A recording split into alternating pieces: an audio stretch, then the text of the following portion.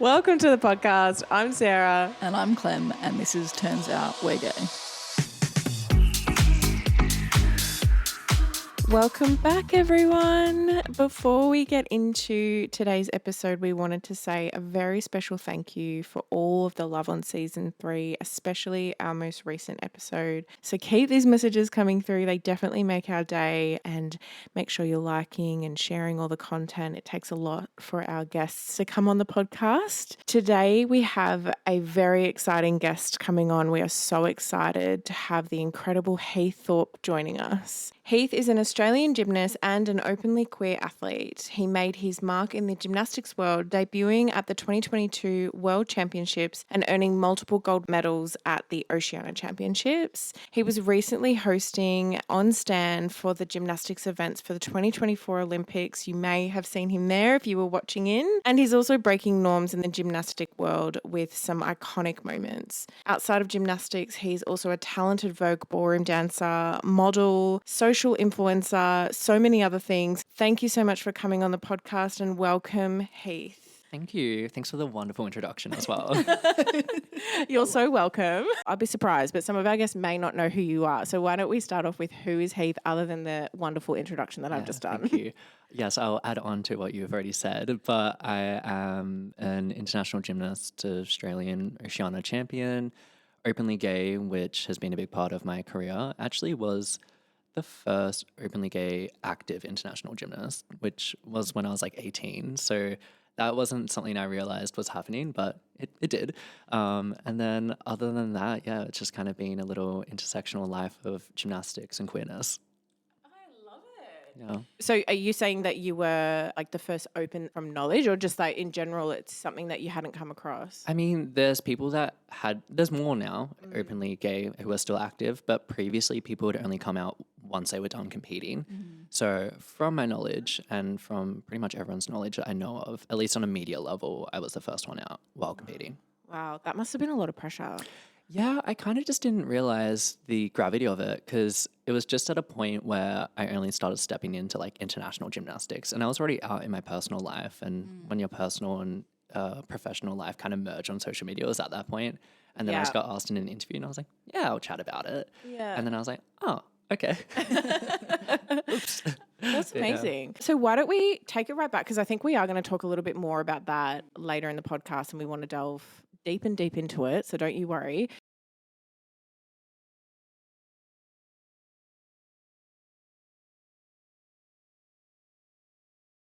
Yeah, I mean, publicly I came out at 18, but I was out a lot earlier. I think I was probably 11 or 12 when I started realizing that I was like not straight. I was like, I like men, and I'm like, interesting. So I actually had a discussion with my mum about it when I was 12. And I was like, I think I might be gay. And her whole thing was kind of just like, that's so fine, sweetie. Like, just take your time. Don't rush into it. And then by the time I hit 14 or 15, I realized I wasn't straight. I didn't have like a exact label to it, but I knew, I wasn't straight. So I came out to my friends around 14, 15. I was lucky enough to be at a school called Victorian College of the Arts in Melbourne.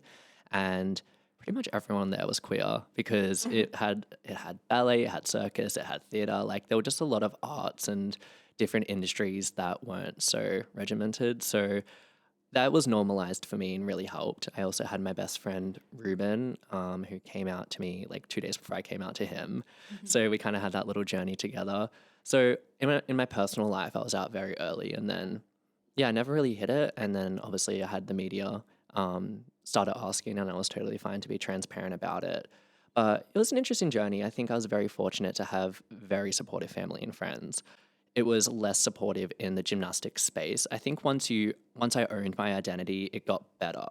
But when people didn't realize the comments around you would influence your confidence in that identity as a young kid, it was just a very hyper masculine space. And because people think gymnastics is gay, now there's been this like overcompensation of making it the masc and bro-y sport. Yeah, that was something I came across a lot when I was sort of researching even more into, because obviously, you know, you follow people, you see their sort of profiles and you get it at the surface level, or you actually go quite in depth, which I love. But when you sort of go through all the interviews and stuff that you do, that's something that you really sort of reiterate, the masculinity and hypermasculinity and stuff like that. But one thing I read was that it stopped you a little bit, the fact that there is this stereotype with male gymnasts, and that kind of made you a little bit hesitant to come out in that space because you were kind of fitting the stereotype. Yep. So talk a little bit about like why that kind of held you back a little bit. I think I just didn't want to perpetuate a stereotype because I didn't want the people who like bullied me when I was young to be correct in that it was a gay sport or a feminine sport. And now I don't give a shit about that. But when you're 12 or 13 or 14 and young and wanting to fit in, it weighs on you. So I guess I didn't want to affirm people's bigotry. But in the end, I also realized by kind of living authentically and coming out, it was going to help way more people than sitting within. And also, like, girl, I couldn't hide it. Like, you can clock me so easily. So I was just like, it's going to be there. But yeah, the hypermasculinity was a big thing. And it still is. But I think with the younger generation coming through, there's a lot more comfortability in femininity in general, or at least I hope there is. So I've noticed it's better. And by having people like myself and other athletes around the world, it's made a huge difference for the youth coming through. So in the end, it's all been really worth it, even if it was a bit difficult. But yeah, I'm grateful to have been able to be one of those first people. Yeah, and you mentioned Ruben, who is a fellow gymnast, Yeah. to my knowledge, yes. Talk a bit about that, because I know personally it really changed the game when I came across people in my personal life that were out and proud and living their life and whatnot. Obviously a little bit different because you kind of came out similar timing, but just talk a bit about having that sort of close friend or support network outside the family. Yeah, I mean, other than mum, like I had the conversation with mum, but Ruben was still the first person I properly came out to. So it was super special to have him in my life at that age. And I didn't want to come out until he came out, kind of thing. So once he told me, and then I was like 2 days later, I'm like, oh, me too. Guess what? So it was fun. Like we used to, for a while, it was just us two who knew. And I remember on the way to training from school and stuff, we'd literally just like go to the back of the train and like talk about pretty much being gay, and all the other teammates thought we were like talking shit about them, and we were just like hiding the fact that we were very queer. It was a very special thing to have in my life at such a young age, and I think even now, like Ruben is such a monumental person in my life and my identity and my authenticity. He's kind of been there from like day one, literally day one of my journey, but reminds me a lot of who I am, especially when I step more into public spaces. I remember when I first started media, he would like ring me up and he would be like, girl, don't put a front up. Like, just be who you are. Don't try and masculinize this and don't try and talk like this. Just be yourself. And having that reminder and that grounding person in my life has been super, super beneficial. Yeah, that's so great that he gave you that advice. And this kind of ties back into, you were saying you were bullied when you were younger. And I wanted to touch on that a bit because I imagine a 12, 13-year-old who's also doing gymnastics and also experiencing that bullying would see you on TV just being completely yourself and authentic. So I wanted to, I guess, touch on that experience when you were younger and what was the implications of that for you? And did you find it hard to then break that barrier and become yourself? And I guess, how did that feel? Yeah, I think so. I think any queer person, and talking specifically about gay men, I think we always will battle internalized homophobia just because day to day you act a certain way to protect yourself and to, I guess, fit in. So it's a lot of unlearning. And I think I'm grateful that I've at least been able to acknowledge that and process it at a younger age, because I know gay men that still struggle with it in their 40s and 50s. I mean, some don't come out till the end of their life pretty much, which is tragic, but also understandable. So it did have implications in my early teens and early adulthood. And I think it's just like when you act a certain way and then you get belittled for it, it just affirms why you didn't want to act that way in the first place. And I think that's really damaging for a kid. It's like you finally have this courage to be a bit yourself and flaunt this or do that, and then you get called a name or you get called a slur, and it's like, oh, well, I'm not going to do that again. So I'm grateful that, one, I had my family and then that other support system within. And just at that point, I was able to kind of step away from it. But even so, I think I'm only being comfortable truly in my queerness in the last 2 years, 1 year. I mean, it's an ongoing like journey. I'm never going to be fully there in my opinion. And it's only been attributed to like recent friend groups, and stepping into ballroom has been a really big thing for me, having really authentic people around me that have had to struggle so much more to be themselves. Like when I'm talking about my trans friends and stuff, and they like the journey they go through just to live and just the experiences they have even walking down the street. And it's like, they could easily dress a certain way or use a different name or do these things just to get by. But for them, like safety sometimes is compromised to be authentic. And I think that is really telling and really inspiring from terms of courage. And it's helped me be more authentic and comfortable to who I am. So I attribute a lot of it to the recent people in my life as well as the foundational people. But it's a journey that's going to continuously be ongoing, and that's fine. Yeah. That's a part of life. But yeah. Yeah, I love that. And I love how you sort of touched on the fact that you're still like getting comfortable with yourself and getting comfortable with the queer community and things like that, because, you know, obviously we go through that as well. And I think everyone has this misconception that you come out and everything makes sense and you're in the community, and like people come out and don't connect with the community, or might not ever, but some people want to and can't for ages, or can't sort of accept themselves fully and things like that. So I think the fact that we always say it, and we love when guests say it as well, that it's like a constant journey and you're constantly learning and growing. And I think that's really reassuring, particularly for the younger people that listen, that to hear people like you who are so out and comfortable with yourself and, you know, confidently putting it everywhere over social media, that you're still processing it and you're still going through it sometimes. It's reassuring. Yeah, like you said, it's something that comes up all the time. And I know for myself, even coming out later in life, I think I change every day. Like my queerness changes, my identity changes. I love that you talk about ballroom and Vogue. Is that what it is? Vogue Femme is Vogue one Femme. of the categories in ballroom. But yeah, it's so impressive, by the way. Oh my gosh, it looks so hard. It's so hard, especially coming from gymnastics. Like the rigidity and the format gymnastics is very different to the free flowing. Because like Vogue is also pretty much improv the whole time. You just need to learn the language and the elements and then connect to the music and the feeling. And like, obviously, you know, it comes from like trans women of color. So there's a very rich history there of protest, I'd say. And it's an art of protest as well, which is really amazing to be able to like learn from. So yeah, that's absolutely been a huge factor for me recently. Yeah, and it's all about identity and just continuing to grow on that, which I really love. For sure. So why gymnastics? What got you into it? I did like ball sports and I sucked at them. Like again, stereotypes. Here we go. You and me both. Yeah, I couldn't catch a ball, and I was just like in a little local rural town trying to play footy and basketball, and like I would literally run off the court with the ball because I was just scared to like do it. So I was always very flexible and could do splits and cartwheels. And my auntie, she used to be a gymnast, and basically around 7 or 8, she was like, "You should try gymnastics." And my best friend at the time at school, Josh, he was in it.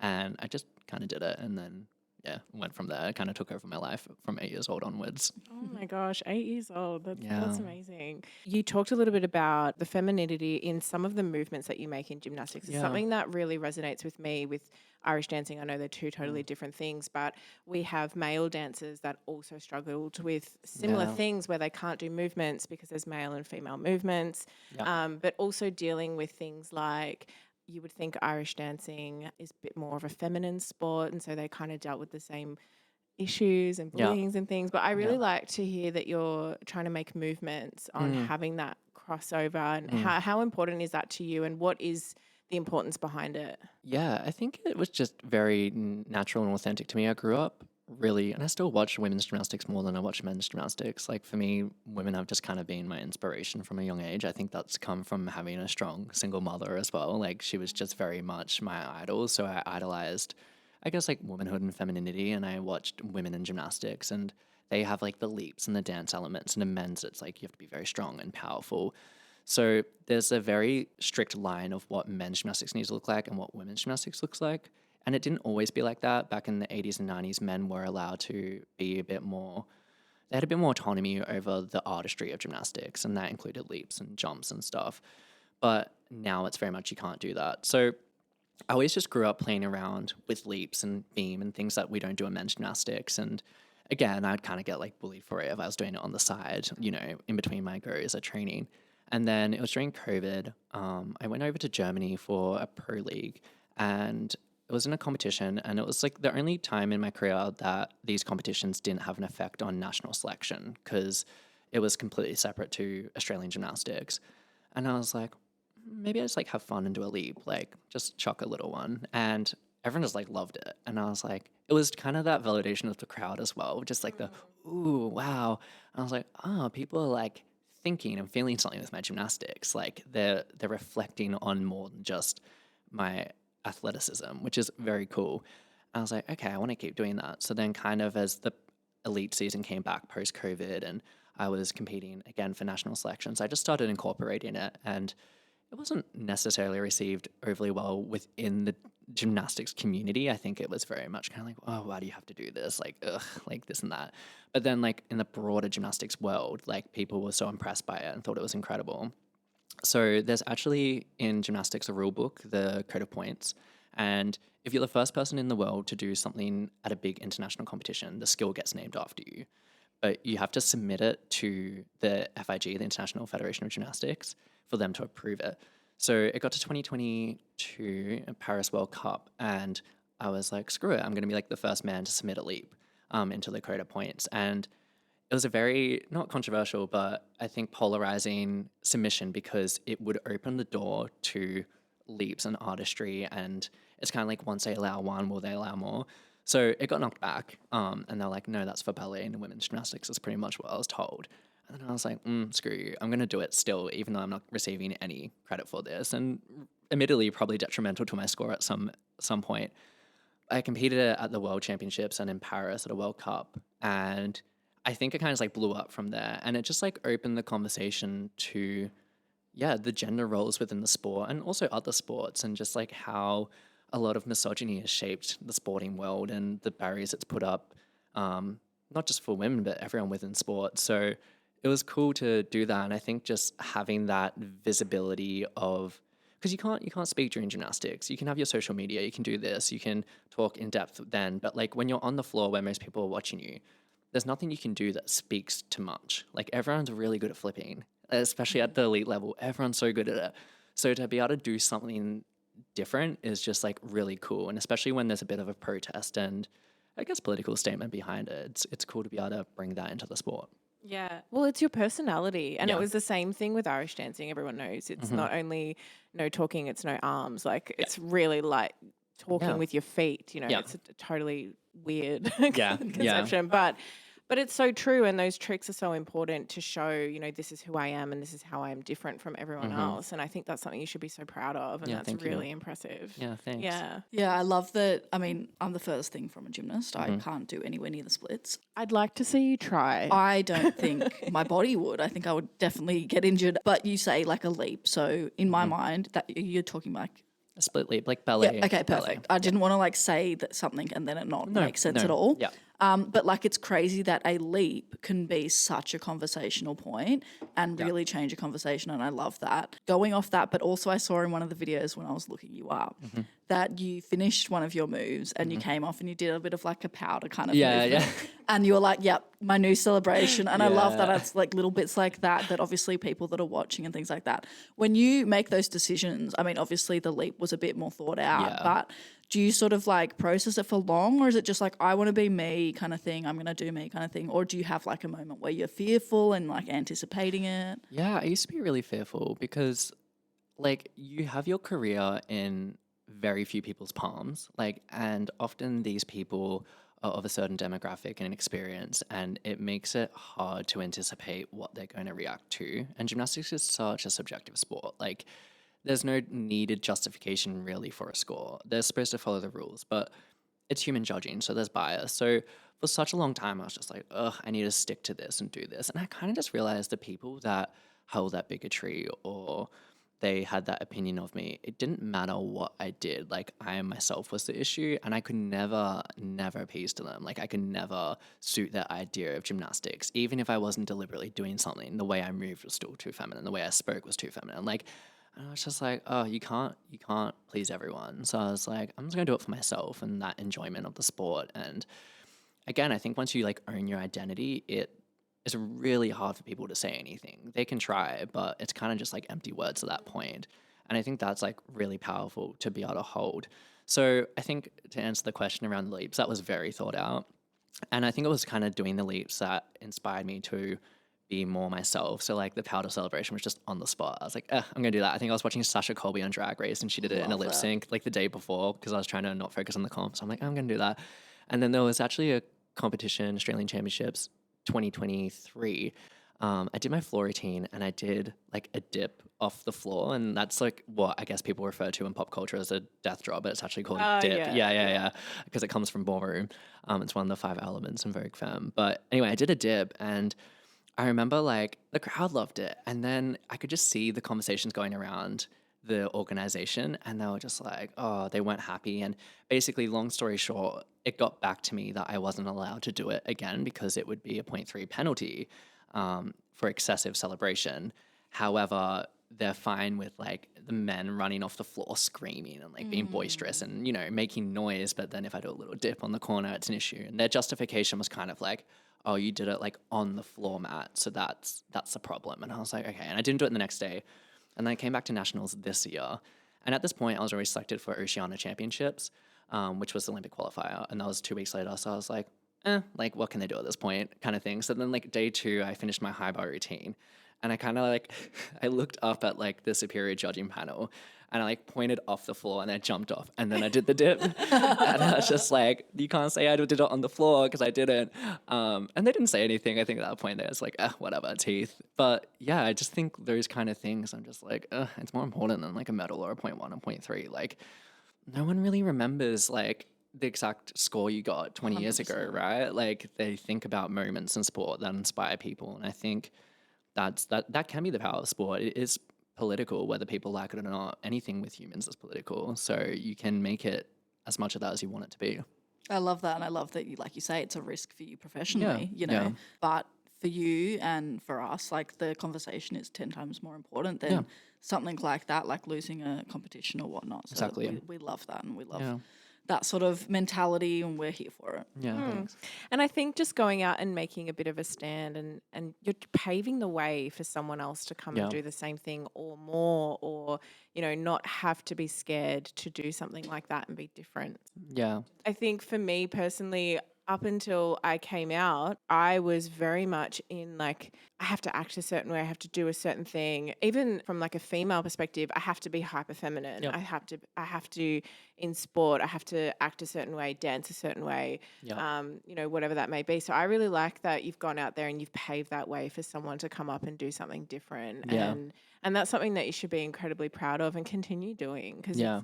you know, kids are watching, and I think that's the biggest thing, and so are everyone else. But I think that younger generation coming through in sport, they start young, and so who knows, you might see the next 8-year-old going out on a mat and doing a drop. And Well, like the thing is, like I saw even at nationals, like there was like a 13 or 14-year-old came up to me and he's like, hey, I'm putting a leap in my routine next year. And I was like, oh, that's so cool. And like moms come up to me and like, oh, my kid's like 11, 12, and they're kind of realizing they're gay and like they just love you and what you do. And it's just like, oh, like if it changes one person's experience in the sport, then it's worthwhile for me. And yeah, professionally it's a risk, and it actually has come with its issues as well. A lot of behind the scenes problems, like sports political, and its selections are interesting. But at the end of the day, like again, getting to a competition is less important if it means that I have to restrict myself to something.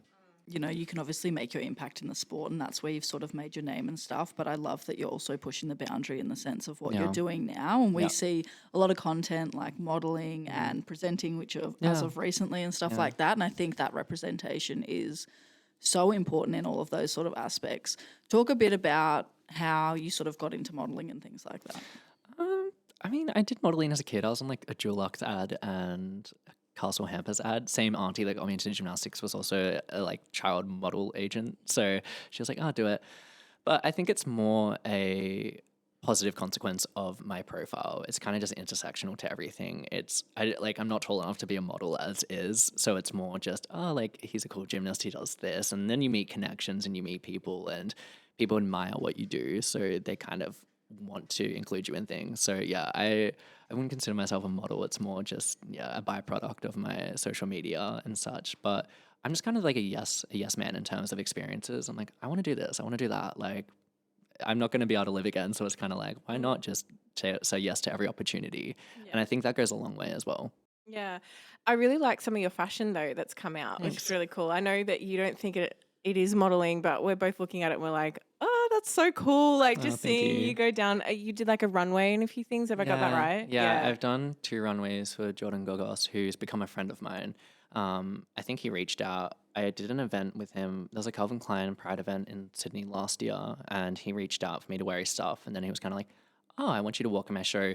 And his shows are very non-pretentious in the sense that he doesn't really use many professional models. It's a lot of queerness and friends, and it's a very broad and diverse runway. So he loves to have that community there. So that's kind of how I got into that. And then you just do shoots for campaigns and stuff. And yeah, but like fashion isn't really anything I think of. Like I'm in activewear now. Like I'm always in activewear. It's kind of just what I live in. But it's just fun exploring like expression and learning what that expression does for you. It's fun. Yeah, I love that. And I was about to say, I think anyone that's seen your sort of photos from these photo shoots and things would probably argue that you are in fact a model. I would definitely say you're a model. So you've got the tick of approval from the Turns Out We're Gay podcast. So you did just talk about a bit of expression, and that's Yeah. something that you've been getting into has been Yeah. ballroom. And Yeah. we would love to hear about that. We are huge fans and we Yeah. love watching all of the videos and things like that. But how Yeah. did that sort of come across? I always had friends just kind of like in the community, and I went to a few balls before getting into it. So I was just like, wow, this is so cool. Like, this is really impressive.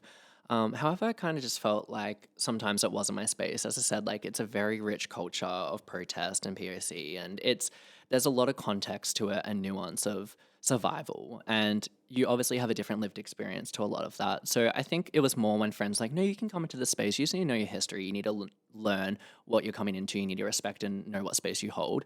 And I just kind of see myself as like a guest in that space. And I feel very lucky and privileged to be able to step into it and learn from that community. But yeah, ballroom has like all these different categories, and even just like learning, it's called realness, for example, when there's trans masc realness, there's femme queen realness, which is trans women, there's butch queen realness, which is gay men. And basically the idea of it is possibility in life. And it came from when, I mean, still in many countries it's criminalized, but you know, you had to be not clockable to get a job. You had to be able to walk down the street and be safe. And that's what I mean. Like there's so many experiences of ballroom that I just will never experience. And they're the categories and the culture that it comes from. So there's a lot to learn is my point, and it's been very, very blessing and humbling to be able to learn that expression too, and to be able to, because as I said, like I struggled with my inner femininity and expressing that. So Vogue Femme, which has come from femme queens, trans women, is like you have to be feminine to do it, or else you're not going to get your tens, you're not going to win a battle, like you're going to get chopped. So it's been a very big push for me to feel more feminine, and that's been very special. And yeah, just the people you meet in it, it's just like such a broad walk of life. And I think it teaches you a lot about yourself, and often makes my own problems feel a bit trivial when I like speak to these people and I'm like, wow, you're like going through it and you're still here and still being yourself, which is just so inspiring. So yeah, even my housemate, she's trans and she's going back to Paris, and just some of the experiences she deals with day to day over there, I'm just like, I'm never going to have to deal with that. And I'm blessed to not have to deal with that. But yeah, it's been a very special period in my life, and I'm always grateful to be able to participate. That's so amazing. I love the battles I've seen. Yeah. I think I saw a lot of this content come out when Honey Balenciaga was on the tour. Renaissance tour. Yeah, and I'm mindful that definitely, I've only come very late in life to it. There's a lot more history than that, but that's sort of when I was introduced to it. Yeah. And seeing the battles are intense. So oh my intense. gosh. It's so intense. I walked, so House of Silky, probably the most known ballroom house in Australia, and they hosted the Grand House of Silky Grand ball in June, maybe. And I walked it, and I actually won grand prize for beginners, which was fun. But we had to like battle two other people at a time, and it was like 4 or 5 back-to-back battles, and you're like exhausted, and it's just so overwhelming. You're trying to like remember your elements, especially as a beginner. Like you have to have like your hands performance, your floor work. You need to have your dips, your duck walk, your catwalk. Like there's things you have to tick as well of being able to speak the language and improvise and then react to the person. I was like, oh, this is a lot. But it's fun, but the battles can be so intense. So intense. And so shady as well. It can be really shady, but like that's the fun of it. yeah, I did see that. And do you know the music? Like, is any of it at all pre-planned? You like have like, for example, like for Vogue Femme, you have like Vogue Femme beats, which is kind of like you have your crashes on the 8th count, and you know it's basically like counts in 8, and it's always like similar trajectory of a beat. But then at balls you have live commentators, so it's the people that chant. And also another art of it is being able to like connect with the commentator and react to them. And it's kind of like you build off each other, and the commentator has to react to you. And it's just like a very cool thing to do, but it's like so technical and skilled. Yeah, it looks it. Yeah. And yeah, like I said, the battles, they just look intense. I think I saw one where it was like nearly kicking each other Yeah, in yeah, the yeah. face. Yeah. And like, Yeah. You get I close. think someone went up on the table Yeah. and I was like, this is wild. This is Yeah. not the Irish dancing No. competition that I'm fully aware of at all. Yeah. But that is so cool. And it would Yeah. definitely bring out a personality. It's like a whole new personality of Exactly. of It's almost you, like an alter right? ego. Yes, It's fun. It's very I fun. love it. I Yeah. love it. How's your quads? They've strengthened, that's for sure. Yeah, Yeah. because dips and duck walks, like, oof, they hurt on your quads. Yeah. But yeah, we actually had a fundraiser last night, and it's basically just like a key. We threw like a community throwdown, as we call it, and my quads are sore from that. Yeah, So I yeah, can imagine. yeah, Oh my gosh.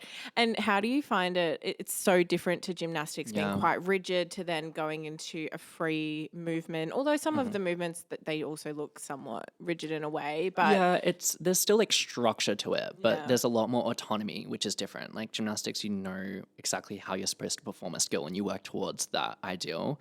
In ballroom, you have to bring your own personality into whatever category you're walking. So it's a lot of self-reflection as well to know what you want to bring out. And I think that's been the biggest thing, trying to deconstruct biases and unlearn things to be able to learn more is really interesting. yeah. Yeah, I think that's so important, stepping out of your comfort zone and something that you've known your whole life pretty Yeah. much. But I also really loved when you're talking about it that you mention how you're coming into another sort of community and you're a guest and you kind of respect that you don't quite fit into, a genuine member of that category. So I also noticed that when you sort of you talk a lot about allyship and how important that is. So Yeah. I think there's a misconception when it comes to allyship that you can't be involved in queer things because it's our space and it's our event and things like that. But I saw that you said somewhere like that is just as important as representation. Why do you believe that and why do you sort of think that way? Well, I think it was like, okay, it's all good to exist as a queer person, but if there's no spaces for you to exist in, it's kind of the end of the road there. So it's like the allyship needs to be visible to welcome people to be able to step into those spaces. And also, like, when we talk about allyship, that doesn't just go for like cis het people, that goes for queer people as well, because we all have intersectional identities. And I have to be an ally to my trans friends in the community because I'm not trans. Like, I don't have that lived experience. And even like the gay women in my life, I don't have that experience too. And I think there's just also the misconception that if you're under the queer umbrella, that you understand everything. And I think that's an issue. Like, even in like gay male spaces, the amount of misogyny, girl, in that space is wild. It's like, there's often a reason why we don't see many women in our spaces and why our spaces look very monotone and the same demographic. Like, there's issues within that. And I think there's biases that we all need to unlearn and understand, and that only comes from exposing yourself to other walks of life too. So I think when I speak to allyship, yes, it's really important. Like, I have straight friends in my life who are like the best allies. I had my going away party because I'm heading to Belgium next week, and I love mixing my straight and queer friends. It's so fun. It's like a hot pot. Like, it's just the best thing. The questions thrown around are so great, but like these are like straight friends in my life, straight men that have never met a trans person, who have never met someone who identifies as gender non-conforming, and just their openness to be like, hey, what are your pronouns? Like, what's your name? Fab. Like, and maybe they don't understand something and they ask with a genuine intent, and that's fine. I think people often get scared as well of asking. And I understand where that hesitation comes from, but I think if it's done safely and done, again, with genuinity, it's always welcomed. I think it's not another person's responsibility to teach you, but if people are open to having that conversation, I think that's also something that you can't learn online. Learning about someone's lived experience and seeing how they've lived it and experience that emotion is very different to reading a story online. So you have to educate yourself, know what you're stepping into. Similar to ballroom, you need to know your history, your categories, all that. But then there's also, you need to expose yourself to different walks of life, and that goes for, straight and queer communities. So I think that's why it's really important. I love that, and I love how you touched on the fact that there's allyship within the queer community because there's still so much judgment. And I know I've met queer people that are transphobic, or you know what I mean, like they've Or all racist got or fat phobic. exactly. Oh Yeah, it's bad. 100%. It is, yeah. Yeah, that is something that really resonated with me too. And actually, it's something that we are really trying to focus on with what we're doing here to Yeah. make sure that we're not talking about other people's lived experience. Yeah, exactly. Right? So like bringing you on, for example, you're talking about an experience that we could never speak of. Because that's just not what we've been through. So that was really something that stuck with me then, and is so true. And we see it all the time where, like you said, it's not just in LGBTQ plus community, it's in general. It's racism, it's fatphobic, it's in so many different ways. We see it all the time. Yeah, I think we're just like, at the end of the day, products of the society we function within, and we all have really negative traits that we've adapted to live in it. So everyone can unlearn things and learn more consequently. So I think it's just important to be open to learning and bringing down that wall of protection and just being, vulnerable to different experiences. Yeah, Yeah, that's amazing. absolutely. I'll let you finish what you were saying. I'm so sorry. See if I remember it now. Yeah. I'll just check that you identify as male Yeah. before I Yeah. assume that or anything. Yeah. So, yeah, because it was interesting that you sort of touched on that and said that, because when I first came out, someone said to me within the community, oh, well, like, we can't go there because the gay guy's there. And I was sort of like, sorry? Like, what do you mean? I was like, aren't we just like all one big happy family? And it was like this whole like, no, lesbians and gay men, they don't interact. They don't. And I was so like, I just kind of took that on board, and it's so incredible how someone's one comment can make a big difference, because then I actually ended up going out with my friend who he's in a queer hockey team, but he's very straight. Yeah. We've all tried. The hockey team and myself have tried to convince him. Yeah. He's like, if I could, I would. I would love to be gay, but he's like the biggest ally in the world. And he took me out to a karaoke night with his queer hockey team, all men, and I was terrified because I was like, I am, a baby gay woman, very much lesbian, and I identify just that way. And I was just like, I'm going to walk into this place, and they're all going to be like, why the hell are you here? And it was literally like I walked into 20 new best friends. And I was like, it's crazy how there's these stereotypes still within the queer community that, people can't interact because they're part of certain sort of subcultures or subgroups and things like that. So I love that you sort of touch on the fact that you still need allyship within all of the sort of minorities in the world. Yeah, I think often as well, those experiences are really understandable because it has been a defense mechanism from interactions. Like often, lesbians don't want to step into a gay space because a gay man will say something misogynistic or horrible. And I'm like, why would you want to interact with that space?